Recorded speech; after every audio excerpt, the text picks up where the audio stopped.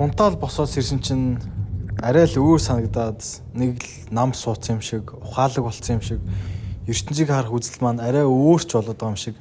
Мэдгүй тийм юм бодогдож 28 настай сэрлээ. Тэгээс ирсэн чинь лүлүү ирээд хоёлаа аавынд очино гэсэн штэ.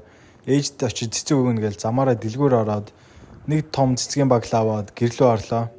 Тэгсэн чинь энэ нэг охин зүгээр ичгүүр сонж өөргүйгээр миний ээжтэй авсан цэцгийг шууд барьж очиод маа ээж гээл цэцэг өгч чинь мэдхгүй яагаад байгаа ээжээс оноо цуглуулах гэдэг юм уу? Би өөрөө ч ойлгосонгүй. Тэгээд бэрийнхээ хийсэн гарын хоолыг хусч аваад тэдний бас надад нэг кейк авсан байсан. Кейкнээс нь бид хоёр нэгийг хувааж идээд тэгэл ажлын зүг хөдөлсөн. Ажил дээр очиод бичлэг хийгсэн би бас ажил дээрээ байгаа. Ажлын байран дээр хамаагүй ингэж болохгүй хаа. Даашка чи ч одоо 30 төгч штэ гээл. За юу ч гэсэн бэлтгэлтэй орчигээ бэлтгэл рүү орсон өвдөгний нүдээр хатгаж шөө.